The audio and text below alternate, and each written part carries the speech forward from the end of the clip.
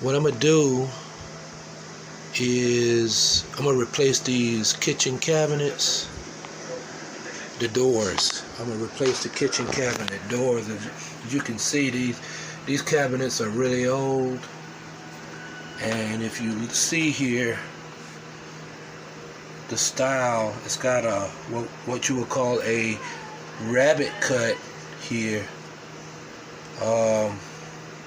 So I'm going to replace these 3 cabinet doors, 1, 2, and 3.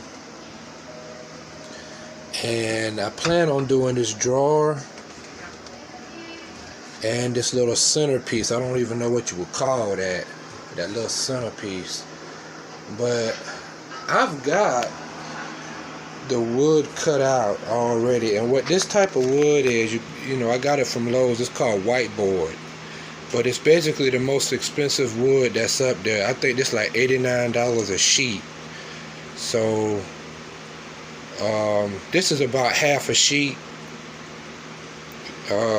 These 2 little pieces that I cut, these gonna be the doors for the small doors there, and this gonna be the larger one for this door right here.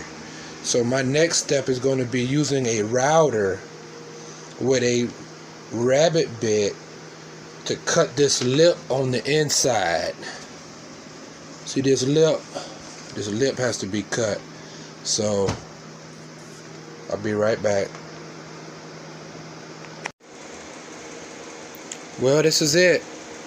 This is the finished result. I replaced 3 cabinet doors. This little face plate, I replaced that, and also the face plate of this piece right here. Like I said, I use whiteboard. The only thing is, when you're using the rabbit bit down here, this rabbit bit on this this router, this is called a router. I got this from Arbor Freight. But that silver bearing, I would suggest, if anybody's going to be like making some new cabinet doors like what I did, you could take that bearing off. There's a piece right here in the middle where you can actually take that silver bearing off, because what that bearing does, it keeps you from going too far into the cut. But in my case, I needed to actually go further than what the bearing had really allowed for. But I chose to leave the bearing on. Now, if you do that, you need this chisel set. A chisel set and this plunger tool. That plunger tool will allow you, first you make your line and then cut along that line. And you need to make sure that when you cut, that you cut straight. This needs to be straight down into it on the line all the way down. And then what you'll do is you'll use this chisel to chisel out all of the remaining pieces. And after that, you'll take like a Dremel tool, and I got that from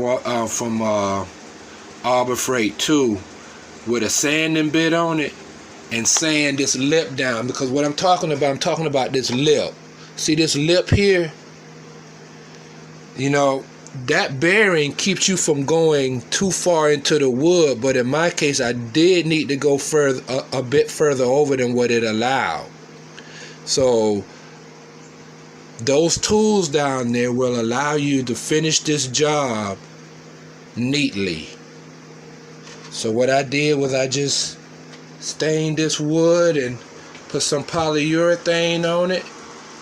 This really didn't take that long after I got all the whiteboard from Lowe's and the stain and the polyurethane, and I actually didn't have that routing tool.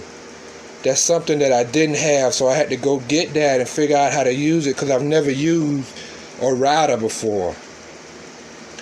But yeah, if you need to replace cabinet doors and the style is like that, then I would suggest doing it yourself. I mean, it's a lot cheaper just to do it yourself. I mean, yeah, it's not perfect, but it's a whole lot better than what it was. It's a whole lot better than what it was. I tell you, that particle wood, once it get wet, it start turning into like a sponge. I mean, that was absolutely ridiculous. But anyway, well, that about does it. Peace.